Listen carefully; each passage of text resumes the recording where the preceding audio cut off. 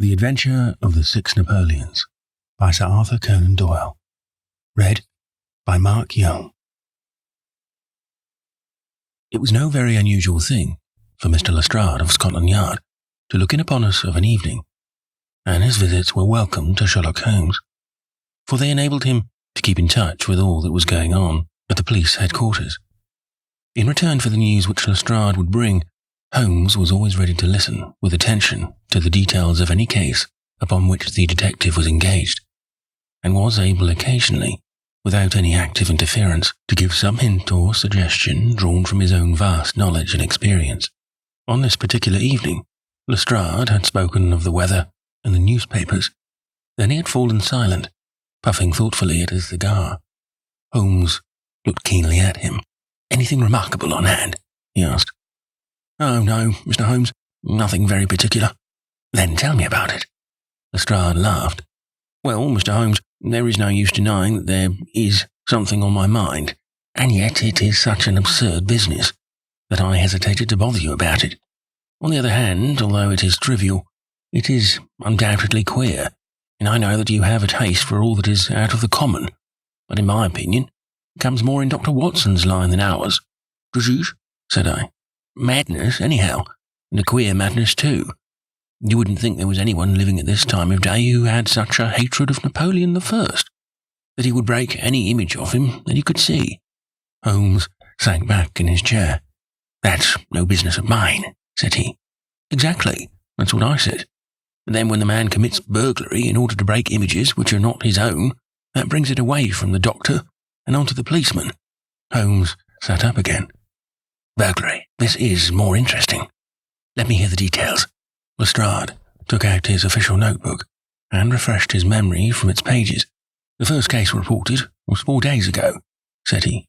"It was at the shop of Morse Hudson, who has a place for the sale of pictures and statues in the Kennington Road. The assistant had left the front shop for an instant, when he heard a crash, and hurrying in, he found a plaster bust of Napoleon, which stood with several other works of art upon the counter, lying shivered into fragments. He rushed out into the road, but although several passers-by declared that they had noticed a man run out of the shop, he could neither see anyone, nor could he find any means of identifying the rascal.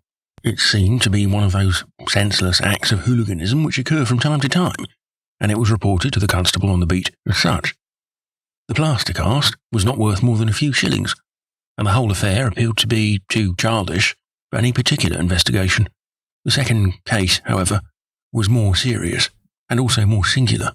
It occurred only last night. In Kennington Road, and within a few hundred yards of Morse Hudson's shop, there lives a well-known medical practitioner named Dr. Barnicot, who is one of the largest practices upon the south side of the Thames. His residence and principal consulting room is at Kennington Road, but he has a branch surgery and dispensary at Lower Brixton Road, 2 miles away. This Dr. Barnicot is an enthusiastic admirer of Napoleon, and his house is full of books, pictures, and relics of the French Emperor. Some little time ago, he purchased from Morse Hudson 2 duplicate plaster casts of the famous head of Napoleon by the French sculptor Divine. One of these he placed in his hall in the house at Kennington Road, and the other on the mantelpiece of the surgery at Lower Brixton. Well, when Dr. Barnicot came down this morning, he was astonished to find that his house had been burgled during the night, but that nothing had been taken save the plaster head from the hall. It had been carried out and had been dashed savagely against the garden wall, under which its splintered fragments were discovered. Holmes rubbed his hands. "This is certainly very novel," said he. "I thought it would please you, but I have not got to the end yet. Dr. Barnicot was due at his surgery at 12 o'clock, and you can imagine his amazement when, on arriving there, he found that the window had been opened in the night, and that the broken pieces of his second bust were strewn all over the room. It had been smashed to atoms where it stood. In neither case were there any signs which could give us a clue as to the criminal or lunatic who had done the mischief. Now, Mr. Holmes, you have got the facts." "They are singular, not to say grotesque," said Holmes. "May I ask whether the 2 busts smashed in Dr. Barnicot's rooms were the exact duplicates of the one which was destroyed in Morse Hudson's shop?" "They were taken from the same mould." "Such a fact must tell against the theory that the man who breaks them is influenced by any general hatred of Napoleon."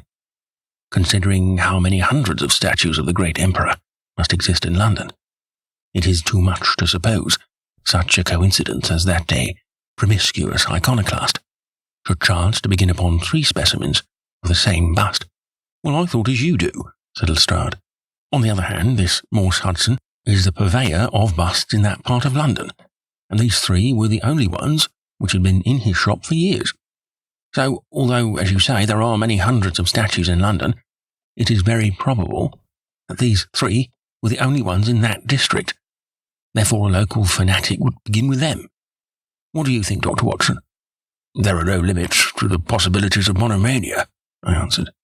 There is the condition which the modern French psychologists have called the idée fixe, which may be trifling in character and accompanied by complete sanity in every other way.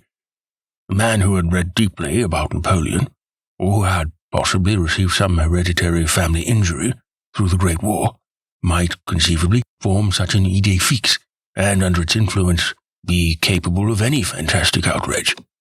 That won't do, my dear Watson, said Holmes, shaking his head, for no amount of idée fixe would enable your interesting monomaniac to find out where these busts were situated. Well, how do you explain it? I don't attempt to do so.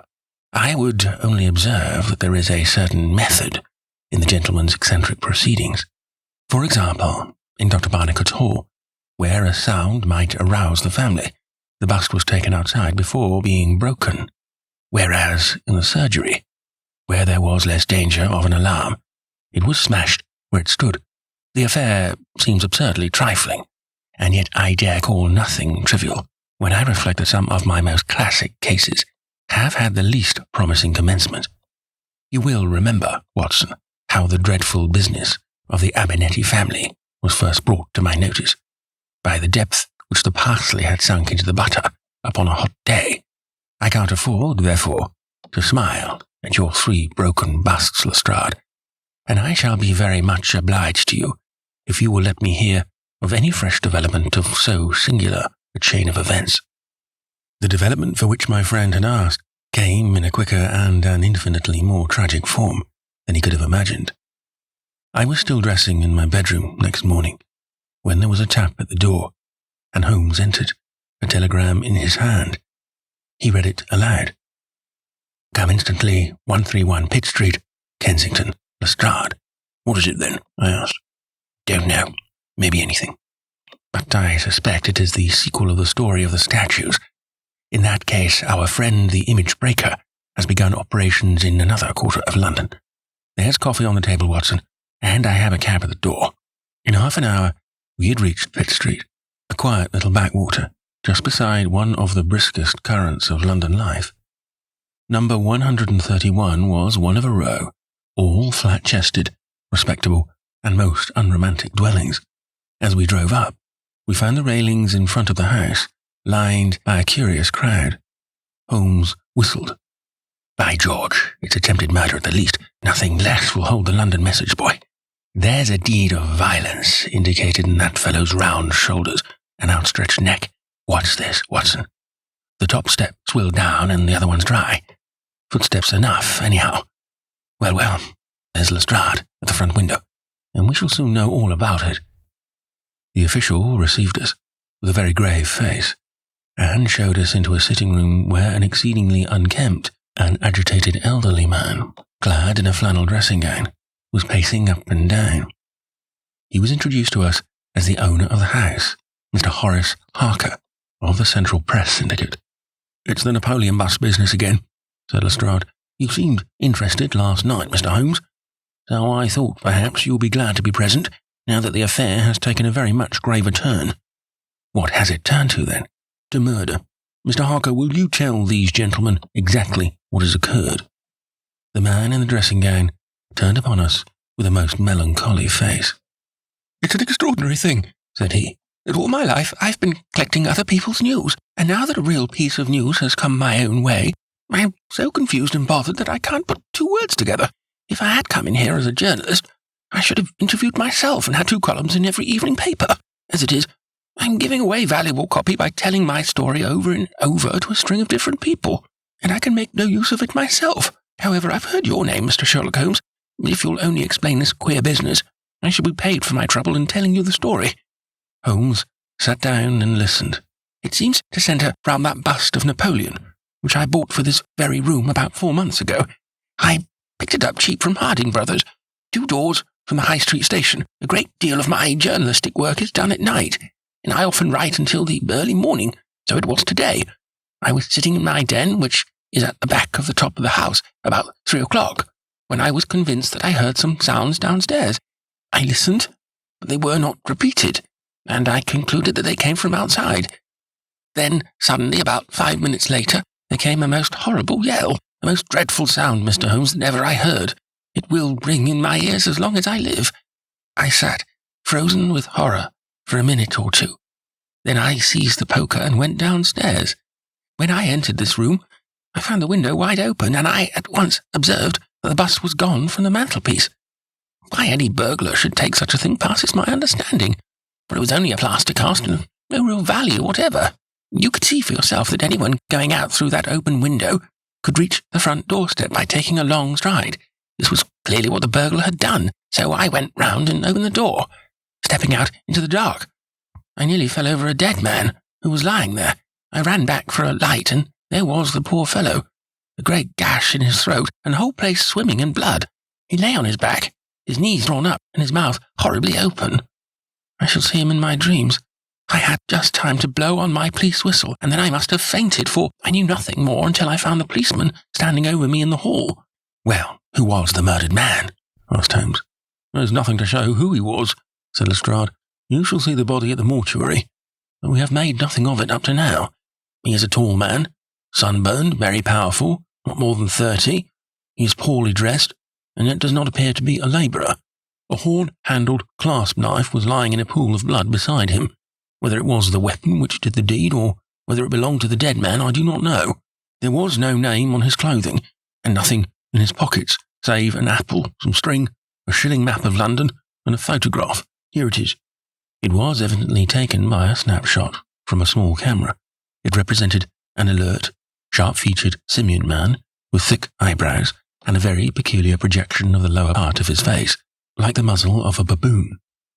"And what became of the bust?" asked Holmes, with a careful study of this picture. "We had news of it just before you came. It has been found in the front garden of an empty house in Camden House Road. It was broken into fragments. I'm going round now to see it. Will you come?" "Certainly. I must just take one look round." He examined the carpet and the window. "The fellow had either very long legs or was a most active man," said he. "With an area beneath, it was no mean feat to reach that window ledge and open that window. Getting back was comparatively simple. Are you coming with us to see the remains of your bust, Mr. Harker?" The disconsolate journalist had seated himself at the writing table. "I must try and make something of it," said he, "though I have no doubt that the first editions of the evening papers are out already with full details. It's like my luck. You remember when the Stand fell at Doncaster? Well, I was the only journalist in the Stand. In my journal, the only one that had no account of it, for I was too shaken to write it. And now I'll be too late with a murder done on my own doorstep." As he left the room, we heard his pen travelling shrilly over the foolscap. The spot where the fragments of the bust had been found was only a few 100 yards away. For the first time, our eyes rested upon this presentment of the great emperor, which seemed to raise such frantic and destructive hatred in the mind of the unknown. It lay, scattered, in splintered shards upon the grass. Holmes picked up several of them and examined them carefully. I was convinced, from his intent face and his purposeful manner, that at last he was upon a clue. "Well?" asked Lestrade. Holmes shrugged his shoulders. "We have a long way to go yet," said he. And yet, well, we have some suggestive facts to act upon. The possession of this trifling bust was worth more in the eyes of this strange criminal than a human life. That is one point.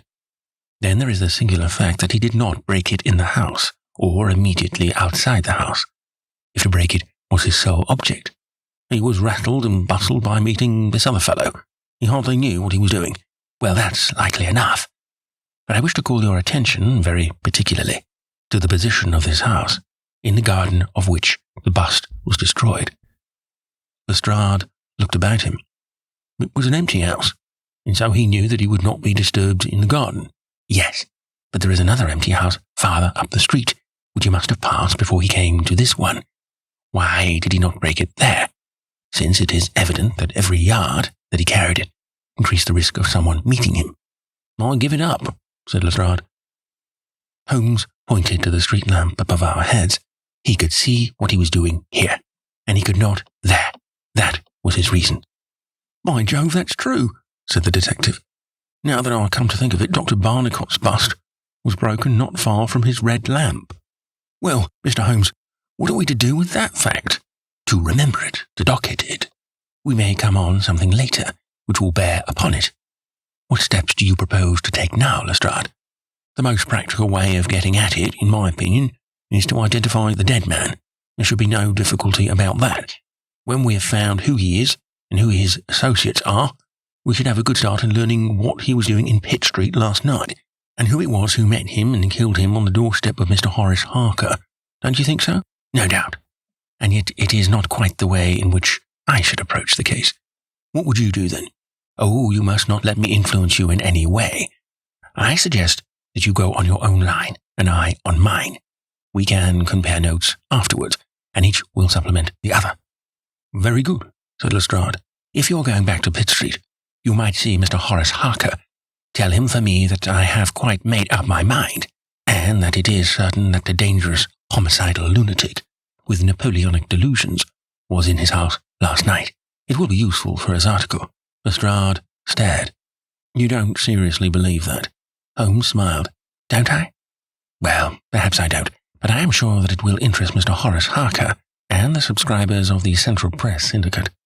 Now, Watson, I think that we shall find that we have a long and rather complex day's work before us. I should be glad, Lestrade, if you could make it convenient to meet us at Baker Street at 6 o'clock this evening. Until then, I should like to keep this photograph found in the dead man's pocket. It is possible that I may have to ask your company and assistance upon a small expedition which will have to be undertaken tonight, if my chain of reasoning should prove to be correct. Until then, goodbye and good luck." Sherlock Holmes and I walked together to the High Street, where we stopped at the shop of Harding Brothers, whence the bust had been purchased. A young assistant informed us that Mr. Harding would be absent until afternoon, and that he was himself a newcomer, who could give us no information. Holmes's face showed his disappointment and annoyance. Well, we can't expect to have it all our own way, Watson," he said at last. "We must come back in the afternoon, if Mr. Harding will not be here until then. I am, as you have no doubt surmised, endeavouring to trace these busts to their source, in order to find if there is not something peculiar which may account for their remarkable fate. Let us make for Mr. Morse Hudson of the Kennington Road, and see if he can throw any light upon the problem." A drive of an hour brought us to the picture dealer's establishment. He was a small, stout man with a red face and a peppery manner. "Yes, sir, on my very counter, sir," said he. "What do we pay rates and taxes for? I don't know, when any ruffian can come in and break one's goods. Yes, sir, it was I who sold Dr. Barnicot his 2 statues. Disgraceful, sir, a nihilist plot. That's what I make it. No one but an anarchist would go about breaking statues. Red Republicans, that's what I call them. Who did I get the statues from? I don't see what that has to do with it. Well, if you really want to know, I got them from Gelder & Co. in Church Street, Stepney. They are a well-known house in the trade, and have been this 20 years. How many had I? 3. 2 and 1 are 3. 2 of Dr. Barnicot's, and 1 smashed in broad daylight on my own counter. Do I know that photograph? No, I don't. Yes, I do, though. Why, it's Beppo. He was a kind of Italian piecework man who made himself useful in the shop. He could carve a bit, and gild and frame, and do odd jobs. The fellow left me last week, and I've heard nothing of him since. No, I don't know where he came from, nor where he went to. I had nothing against him while he was here. He was gone 2 days before the bust was smashed." "Well, that's all we could reasonably expect from Morse Hudson," said Holmes, as we emerged from the shop. "We have this Beppo as a common factor, both in Kennington and in Kensington, so that it is worth a 10-mile drive. Now, Watson, let us make for Gelder & Co. of Stepney, the source and origin of the busts. I shall be surprised if we don't get some help down there." In rapid succession, we passed through the fringe of fashionable London, Hotel London, theatrical London, literary London, commercial London, and finally maritime London, till we came to a riverside city of 100,000 souls, where the tenement houses swelter and reek with the outcasts of Europe. Here, in a broad thoroughfare, once the abode of wealthy city merchants, we found the sculpture works for which we searched. Outside was a considerable yard full of monumental masonry. Inside was a large room in which 50 workers were carving or moulding. The manager, a big blonde German, received us civilly and gave a clear answer to all Holmes's questions.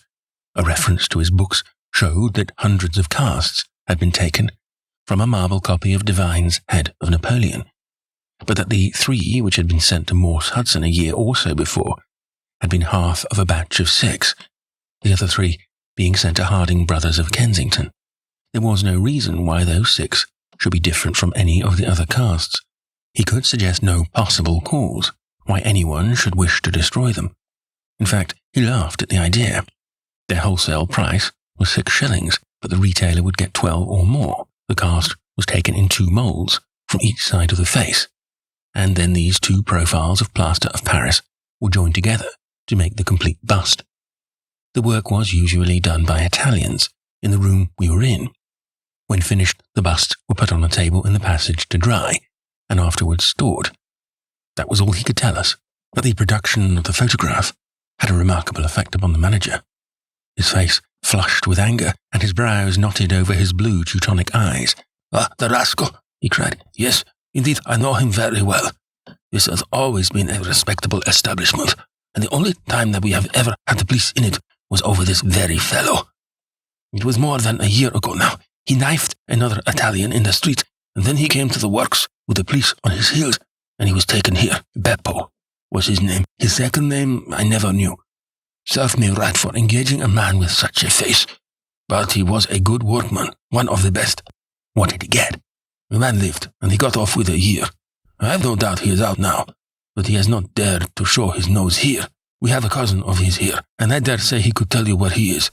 No, cried Holmes. "Not a word to the cousin, not a word, I beg of you. The matter is very important, and the farther I go with it, the more important it seems to grow.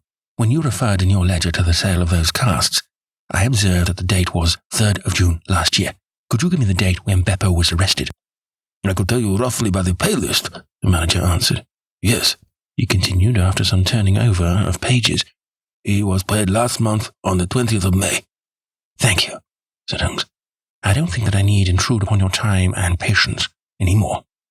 With a last word of caution that he should say nothing as to our researches, we turned our faces westward once more.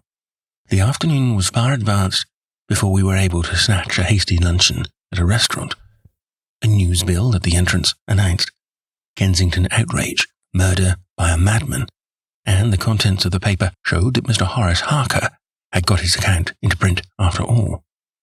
2 columns were occupied with a highly sensational and flowery rendering of the whole incident. Holmes propped it against the cruet stand and read it while he ate. Once or twice he chuckled. "This is all right, Watson," said he. "Listen to this. It is satisfactory to know that there can be no difference of opinion upon this case, since Mr. Lestrade, one of the most experienced members of the official force, and Mr. Sherlock Holmes, the well-known consulting expert, have each come to the conclusion that the grotesque series of incidents which have ended in so tragic a fashion arise from lunacy rather than from deliberate crime. No explanation, save mental aberration, can cover the facts. The press, Watson, is a most valuable institution, if you only know how to use it. And now, if you have quite finished, we will hark back to Kensington and see what the manager of Harding Brothers has to say on the matter. The founder of that great emporium proved to be a brisk, crisp little person, very dapper and quick, with a clear head and a ready tongue. "Yes, sir, I have already read the account in the evening papers. Mr. Horace Harker is a customer of ours. We supplied him with the bust some months ago. We ordered 3 busts of that sort from Gelder & Co. of Stepney. They are all sold now. To whom? Oh, I dare say by consulting our sales book, we could very easily tell you. Yes, we have entries here. One to Mr. Harker, you see, and one to Mr. Josiah Brown of Laburnum Lodge, Laburnum Vale, Chiswick, and one to Mr. Sandford of Lower Grove Road, Reading. No, I have never seen this face, which you show me in the photograph. You would hardly forget it, would you, sir? For I've seldom seen an uglier. Have we any Italians on the staff? Yes, sir. We have several among our workpeople and cleaners. I dare say they might get a peep at that sales book if they wanted to. There is no particular reason for keeping a watch upon that book. Well, it's a very strange business, and I hope that you will let me know if anything comes of your inquiries. Holmes had taken several notes during Mr. Harding's evidence, and I could see that he was thoroughly satisfied by the turn which affairs were taking. He made no remark, however, save that, unless we hurried, we should be late for our appointment with Lestrade. Sure enough, when we reached Baker Street, the detective was already there, and we found him pacing up and down in a fever of impatience. His look of importance showed that his day's work had not been in vain. Well, he asked, what luck, Mr. Holmes? We have had a very busy day, and not entirely a wasted one, my friend explained. We have seen both the retailers and also the wholesale manufacturers. I can trace each of the busts now, in the beginning. The busts? Cried Lestrade. Well, you have your own methods, Mr. Sherlock Holmes, and it is not for me to say a word against them. But I think I have done a better day's work than you. I have identified the dead man. You don't say so. And found a cause for the crime. Splendid. We have an inspector who makes a speciality of Saffron Hill and the Italian Quarter. Well, this dead man has some Catholic emblem around his neck, and that, along with his colour, made me think he was from the south. Inspector Hill knew him the moment he caught sight of him. His name is Pietro Venucci from Naples, and he is one of the greatest cutthroats in London. He is connected with the Mafia, which, as you know, is a secret political society, enforcing its decrees by murder. Now you see how the affair begins to clear up. The other fellow is probably an Italian also, and a member of the Mafia. He has broken the rules in some fashion. Pietro is set upon his track. Probably the photograph we found in his pocket is the man himself, so that he may not knife the wrong person. He dogs the fellow, he sees him enter a house, he waits outside for him, and in the scuffle he receives his own death wound. How is that, Mr. Sherlock Holmes? Holmes clapped his hands approvingly. Excellent, Lestrade, excellent, he cried. But I didn't quite follow your explanation of the destruction of the busts. The busts? You can never get those busts out of your head. After all, that is nothing. Petty larceny, 6 months at the most. It is the murder that we are really investigating, and I tell you that I am gathering all the threads into my hands. And the next stage is a very simple one. I shall go down with Hill to the Italian Quarter, find the man whose photograph we have got, and arrest him on the charge of murder.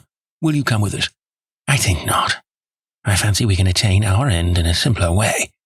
I can't say for certain, because it all depends upon a factor which is completely outside our control. But I have great hopes. In fact, the betting is exactly 2-1, that if you will come with us tonight, I shall be able to help you lay him by the heels. In the Italian Quarter? No, I fancy Chiswick is an address which is more likely to find him. If you will come with me to Chiswick tonight, Lestrade, I'll promise to go to the Italian Quarter with you tomorrow, and no harm will be done by the delay. Now, I think that a few hours' sleep will do us all good, for I do not propose to leave before 11 o'clock, and it is unlikely that we shall be back before morning. You'll dine with us, Lestrade, and then you are welcome to the sofa until it is time for us to start. In the meantime, Watson, I should be glad if you would ring for an express messenger, for I have a letter to send, and it is important that it should go at once. Holmes spent the evening in rummaging among the files of the old daily papers with which one of our lumber rooms was packed. When at last he descended, it was with triumph in his eyes, but he said nothing to either of us as to the result of his researches. For my own part, I had followed, step by step, the methods by which we had traced the various windings of this complex case, and though I could not yet perceive the goal which we would reach, I understood clearly that Holmes expected this grotesque criminal to make an attempt upon the 2 remaining busts, one of which, I remembered, was at Chiswick. No doubt the object of our journey was to catch him in the very act, and I could not but admire the cunning with which my friend had inserted a wrong clue in the evening paper, so as to give the fellow the idea that he could continue his scheme with impunity. I was not surprised when Holmes suggested that I should take my revolver with me. He had himself picked up the loaded hunting crop, which was his favourite weapon. A four-wheeler was at the door at 11, and in it we drove to a spot at the other side of Hammersmith Bridge. Here the cabman was directed to wait. A short walk brought us to a secluded road, fringed with pleasant houses, each standing in its own grounds. In the light of a street lamp, we read Laburnum Villa upon the gatepost of one of them. The occupants had evidently retired to rest, for all was dark save for a fanlight over the hall door, which shed a single blurred circle onto the garden path. The wooden fence, which separated the grounds from the road, threw a dense black shadow upon the inner side, and here it was that we crouched. "I fear that you'll have a long wait," Holmes whispered. "We may thank our stars that it is not raining. I don't think we can even venture to smoke to pass the time. However, it's a 2-to-1 chance that we get something to pay us for our trouble." Proved, however, that our vigil was not to be so long as Holmes had led us to fear, and it ended in a very sudden and singular fashion. In an instant, without the least sign to warn us of his coming, the garden gate swung open, and a lithe, dark figure, as swift and active as an ape, rushed up the garden path. We saw it whisk past the light thrown from over the door and disappear against the black shadow of the house. There was a long pause, during which we held our breath, and then a very gentle creaking sound came to our ears. The window was being opened.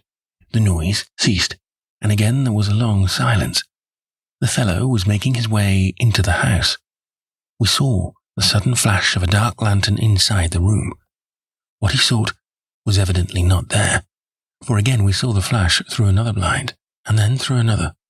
"Let us get to the open window. We will nab him as he climbs out," Lestrade whispered. But before we could move, the man had emerged again. As he came out into the glimmering patch of light, we saw that he carried something white under his arm. He looked stealthily all round him. The silence of the deserted street reassured him. Turning his back upon us, he laid down his burden, and the next instant there was the sound of a sharp tap, followed by a clatter and rattle. The man was so intent upon what he was doing that he never heard our steps as we stole across the grass plot. With the bound of a tiger, Holmes was on his back, and an instant later Lestrade and I had him by either wrist, and the handcuffs had been fastened. As we turned him over, I saw a hideous sallow face, with writhing, furious features, glaring up at us, and I knew that it was indeed the man of the photograph whom we had secured. But it was not our prisoner to whom Holmes was giving his attention. Squatted on the doorstep, he was engaged in most carefully examining that which the man had brought from the house. It was a bust of Napoleon, like the one which he had seen that morning, and it had been broken into similar fragments. Carefully, Holmes held each separate shard to the light, but in no way did it differ from any other shattered piece of plaster. He had just completed his examination when the hall lights flew up and the door opened, and the owner of the house, a jovial, rotund figure in shirt and trousers, presented himself. "Mr. Josiah Brown, I suppose," said Holmes. "Yes, sir, and you no doubt are Mr. Sherlock Holmes. I had the note which you sent by the express messenger, and I did exactly what you told me. We locked every door on the inside and awaited developments. Well, I'm very glad to see that you have got the rascal. I hope, gentlemen, that you will come in and have some refreshment." However, Lestrade was anxious to get his man into safe quarters, so within a few minutes our cab had been summoned, and we were all four upon our way to London. Not a word would our captive say, but he glared at us in the shadow of his matted hair, and once, when my hand seemed within his reach, he snapped at it like a hungry wolf. We stayed long enough at the police station to learn that a search of his clothing revealed nothing save a few shillings and a long sheath knife, the handle of which bore copious traces of recent blood. "That's all right," said Lestrade as we parted. "Hill knows all these gentry, and he will give a name to them. You'll find that my theory of the mafia will work out all right, but I'm sure I am exceedingly obliged to you, Mr. Holmes, for the workmanlike way in which you laid hands upon him. I don't quite understand it all yet." "I fear it is rather too late an hour for explanations," said Holmes. "Besides, there are one or two details which are not finished off, and it is one of those cases which are worth working out to the very end. If you will come round once more to my rooms at 6 o'clock tomorrow, I think I shall be able to show you that even now you have not grasped the entire meaning of this business, which presents some features which make it absolutely original in the history of crime. If ever I permit you to chronicle any more of my little problems, Watson, I foresee that you will enliven your pages by an account of the singular adventure of the Napoleonic busts. When we met again next evening, Lestrade was furnished with much information concerning our prisoner. His name, it appeared, was Beppo, second name unknown. He was a well-known ne'er-do-well among the Italian colony. He had once been a skillful sculptor and had earned an honest living, but he had taken to evil courses and had twice already been in jail, once for petty theft, and once, as we had already heard, for stabbing a fellow countryman. He could talk English perfectly well. His reasons for destroying the busts were still unknown, and he refused to answer any questions upon the subject. But the police had discovered that these same busts might very well have been made by his own hands, since he was engaged in this class of work at the establishment of Gelder & Co. To all this information, much of which we already knew, Holmes listened with polite attention. But I, who knew him so well, could clearly see that his thoughts were elsewhere, and I detected a mixture of mingled uneasiness and expectation beneath that mask which he was wont to assume. At last, he started in his chair, and his eyes brightened. There had been a ring at the bell. A minute later, we heard steps upon the stairs, and an elderly red-faced man with grizzled side whiskers was ushered in. In his right hand, he carried an old-fashioned carpet-bag, which he placed upon the table. "Is Mr. Sherlock Holmes here?" My friend bowed and smiled. "Mr. Sandford of Reading, I suppose," said he. "Yes, sir. I fear that I am a little late, but the trains were awkward. You wrote to me about a bust that is in my possession." "Exactly. I have your letter here. You said, 'I desire to possess a copy of Devine's Napoleon, and I am prepared to pay you £10 for the one which is in your possession.' Is that right?" "Certainly." "I was very much surprised at your letter, for I could not imagine how you knew that I owned such a thing." "Of course you must have been surprised, but the explanation is very simple.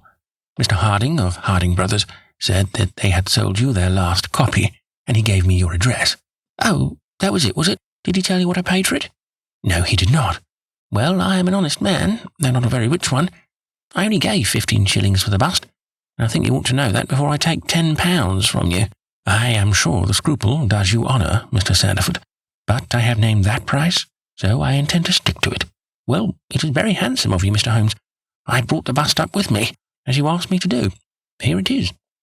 He opened his bag, and at last we saw placed upon our table a complete specimen of that bust, which we had already seen more than once in fragments. Holmes took a paper from his pocket and laid a £10 note upon the table. "You will kindly sign that paper, Mr. Sandford, in the presence of these witnesses. It is simply to say that you transfer every possible right that you ever had in their bust to me.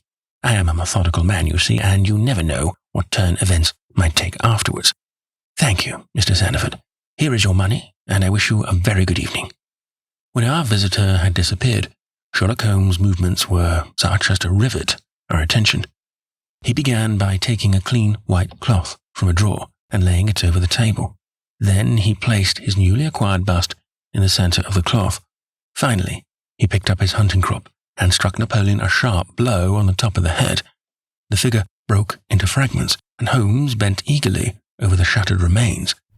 Next instant, with a loud shout of triumph, he held up one splinter in which a round, dark object was fixed like a plum in a pudding. "Gentlemen," he cried, "let me introduce you to the famous Black Pearl of the Borgias." Lestrade and I sat silent for a moment, and then, with a spontaneous impulse, we both broke at clapping, as at the well-wrought crisis of a play. A flush of colour sprang to Holmes's pale cheeks, and he bowed to us like the master dramatist who receives the homage of his audience.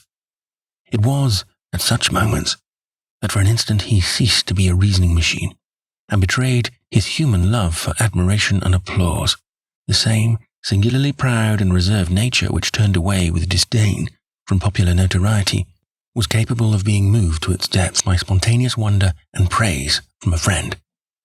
"Yes, gentlemen," said he, "it is the most famous pearl now existing in the world, and it has been my good fortune, by a connected chain of inductive reasoning, to trace it from the Prince of Colonna's bedroom at the Dacre Hotel where it was lost, to the interior of this, the last of the 6 busts of Napoleon, which were manufactured by Gelder & Co. of Stepney. You will remember, Lestrade, the sensation caused by the disappearance of this valuable tool, and the vain efforts of the London police to recover it. I was, myself, consulted upon the case, but I was unable to throw any light upon it. Suspicion fell upon the maid of the princess, who was an Italian, and it was proved that she had a brother in London, but we failed to trace any connection between them. The maid's name was Lucretia Venucci, and there is no doubt in my mind that this Pietro, who was murdered 2 nights ago, was the brother. I have been looking up the dates in the old files of the paper, and I find that the disappearance of the pearl was exactly 2 days before the arrest of Beppo for some crime of violence, an event which took place in the factory of Gelder & Co. at the very moment when these busts were being made. Now you clearly see the sequence of events, though you see them, of course, in the inverse order to the way in which they presented themselves to me. Beppo had the pearl in his possession. He may have stolen it from Pietro. He may have been Pietro's confederate. He may have been the go-between of Pietro and his sister. It is of no consequence to us which is the correct solution. The main fact is that he had the pearl, and at that moment, when it was on his person, he was pursued by the police. He made for the factory in which he worked, and he knew that he had only a few minutes in which to conceal this enormously valuable prize, which would otherwise be found on him. When he was searched, 6 plaster casts of Napoleon were drying in the passage. One of them was still soft. In an instant, Beppo, a skillful workman, made a small hole in the wet plaster, dropped in the pearl, and with a few touches, covered over the aperture once more. It was an admirable hiding place. No one could possibly find it, but Beppo was condemned to a year's imprisonment, and in the meanwhile his 6 busts were scattered over London. He could not tell which contained his treasure. Only by breaking them could he see. Even shaking would tell him nothing, for as the plaster was wet, it was probable that the pearl would adhere to it, as in fact it has done. Beppo did not despair, and he conducted his search with considerable ingenuity and perseverance.